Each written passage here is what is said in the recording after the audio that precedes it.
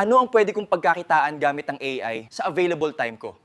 Gumawa ka ng YouTube channel. Walang joke to. Ito, kwento ko lang sa'yo. Meron akong kaibigan na pinakita niya sa akin kung magkano yung kinita niya.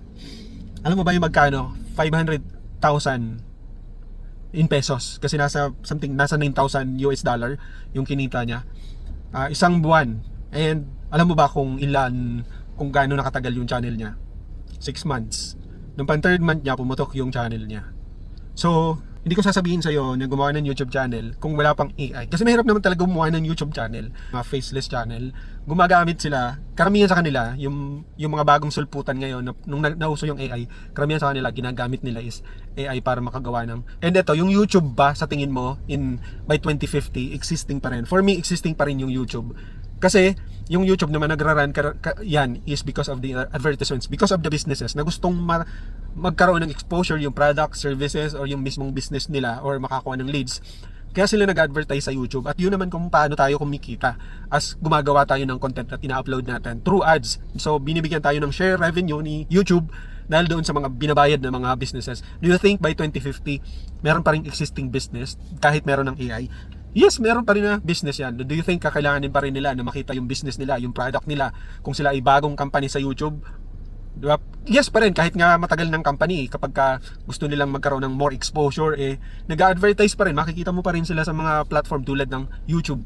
So I don't think na mawawala yan. And alam mo yung mga ginagawa mo kasi, yung mga gagawin mong video, once in-upload mo yan, nandyan na yan lifetime hanggat nandyan yung platform, unless di-delete mo. Kung nung unang panahon, mahirap magsabi na, sige, gumawa ka ng YouTube channel. Kasi alam ko baka mahihain ka rin tulad ko Pero ngayon sa panahon ng AI, hindi na imposible yan. Kasi siguro marami kang nang nakita mga tutorial ko about AI, yun, kung paano gumawa ng image, paano pagalawin yung image na yon, paano ka gumawa ng text to video.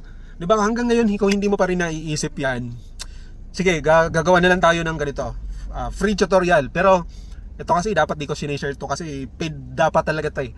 Ang daming gumagawa ng tutorial na ganito na paid about YouTube automation, faceless channel. Totoo lang yung mga natutunan mo sa akin kung napanood mo na yung mga videos ko about creating or using AI sa ating mga content. Dapat naisip mo na kung paano mo siya gagamitin Pero sige, ganito na lang. Kapag umabot to ng at least 5 million views ang video na to, tapos or sabihin natin 10,000 shares, pag umabot to, I will keep up my word na gagawa ko ng tutorial. Sige, gawin natin for free. Kasi kung halimbawa gumawa kami ng YouTube channel, tapos baliw na baliw ka, baka iniisip mo, ito na yung pagkakataon, instant millionaire, walang ganon. Pamalis ka man doon, yun ay bunga ng tamang diskarte, tamang niche, tapos consistency.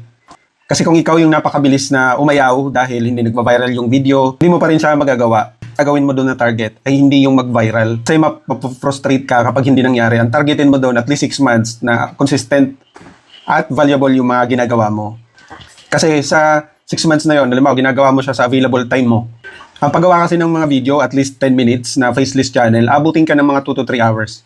So, doon mo na lang ibuhos yung available time mo. Araw-araw gawin mo siya. Marami na mga free available resources. At least isang video kada araw or every other day makapag-upload ka. Kung minsan pag binibigay mo na lahat, hindi naman uma-action. And ito yung katotohanan talaga, sa 1,000 makapanood nga ng video tutorials na napanood nila, 2% lang naman yung nagtitake action and 1% lang naman talaga yung magbe-benefit doon out of sa napanood nila. Okay, so gusto mo ba gumawa ng tutorial na gano'n? Mag-comment ka ng yes and pabuti natin yung share doon. Araw-araw ako nag-upload ng mga AI tutorials. Baka hindi na ulit ito dumaan sa feed mo. Share mo na ito ngayon sa timeline mo para madali mo siyang mabalikan.